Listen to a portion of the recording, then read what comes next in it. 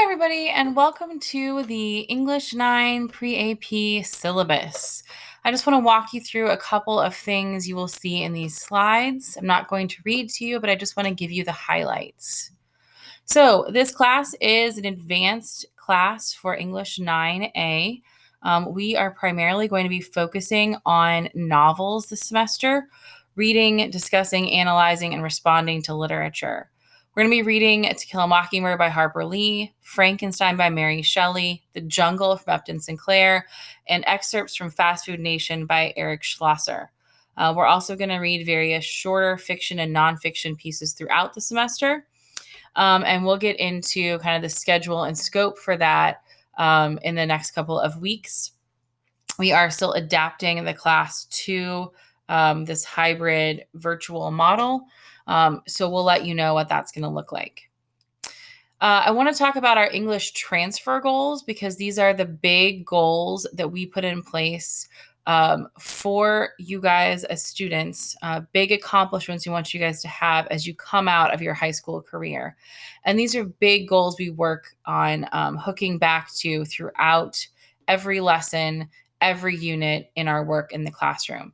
So the first is about writing. You will use writing as an important and necessary function in the real world that will enable you to express your independent and critical thinking in ways to affect change and make meaning. So a lot of our writing is going to be based on either stretching those writing skills to help you work on your independent and critical thinking, or to be persuasive, or to do both.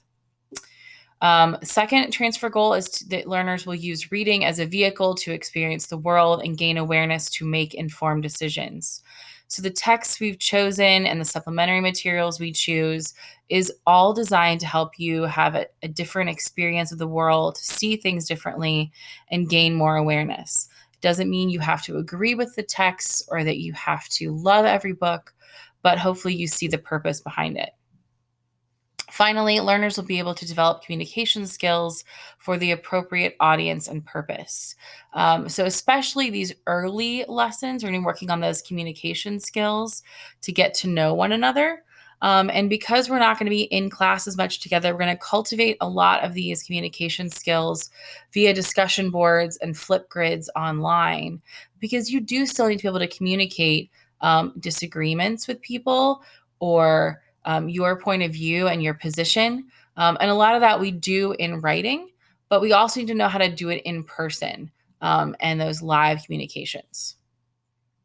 Materials you're going to need for class. First and foremost, you will need a face mask. You'll be needed to wear it most of the time in class. I will let you know when you can take mask breaks. You will need a textbook, and I'll hand out paper copies our first day together. You'll also notice on our Canvas page, there's a link to the textbook online. And then you will get several consumable, meaning you get to keep them, copies of our novels. Now, The Jungle and Fast Food Nation will come to you as class sets and a PDF. But for To Kill a Mockingbird and Frankenstein, you're going to get a real live copy to have. So you'll need to bring those with you when we're reading those texts. Along with your face mask, every day you're going to need to bring your charged Chromebook, because a lot of our work will be on Canvas, either work we're going to do in class or work you might have questions about. So you'll need that.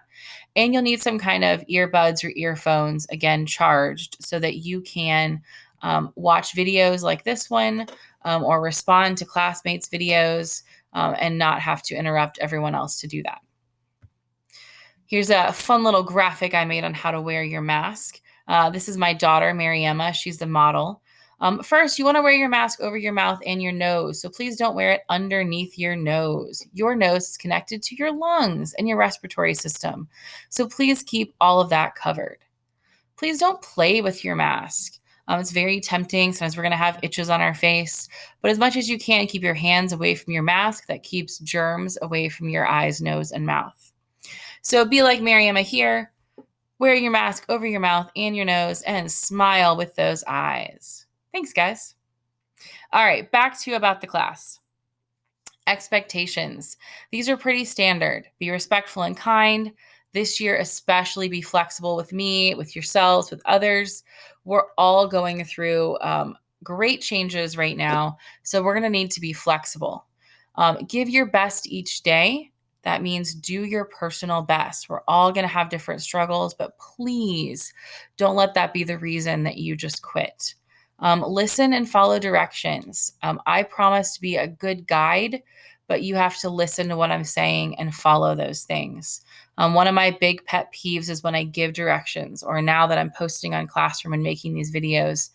If you choose not to watch them or choose not to pay attention, and I have to repeat that, that wastes our precious time together. And we don't have a lot of time together. So please, please do your part.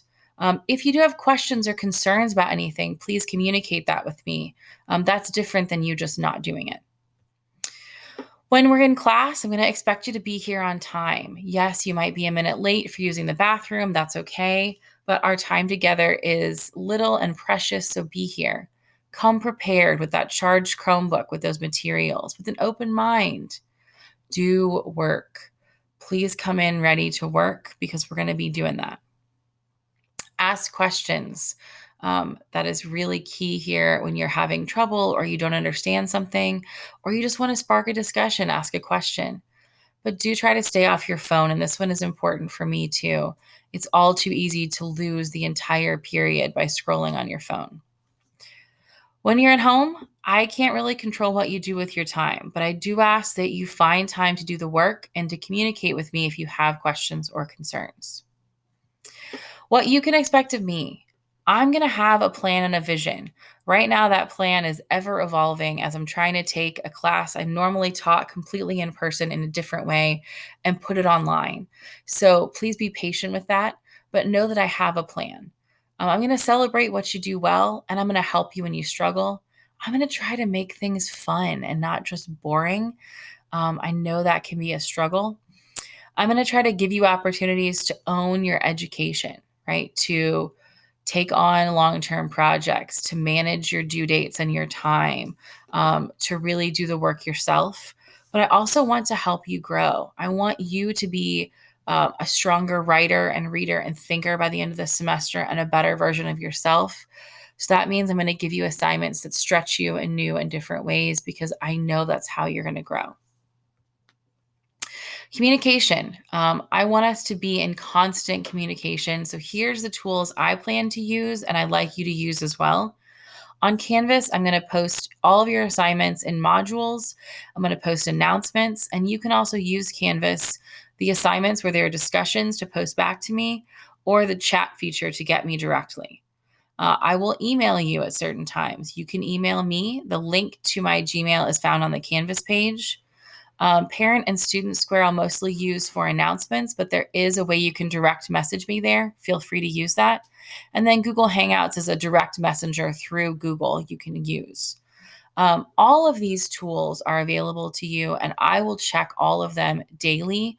Gmail and Parent Square and Google Hangouts come to my phone, so I'll get those notifications. In the evenings, I might be with my family and or sleeping. But please contact me, and I'll get back to you as soon as I can. For grades, 70% of our work is daily work: assignments posted to Classroom, readings, reflections, things that we're going to do to enjoy these texts together, to learn, and to build toward the unit assessment. So most of our work is in the daily work category. It's important that you keep up with that. Unit assessments, tests, and essays are going to be 30% of your grade. So they are still important, but not more important, not overshadowing all the daily work you do to get there. As far as missing and late work, you can turn it in for half credit prior to the semester cutoff date. I'm not entirely sure what late is going to look like yet with online work. Obviously, I'd prefer you do it all by the due date posted on Canvas. I realize as things change and as situations evolve, that may not be possible. So I do ask that you communicate with me. All the late and missing work is going to be posted on Canvas or on our textbook site, Ed, and I will show you that when we're in the classroom. It's your responsibility to complete the work posted there, but it's also on you, if you're having trouble or you have circumstances keeping you from completing your work, to reach out to me using one of those communication tools and letting me know what's going on so I can adjust accordingly and help you.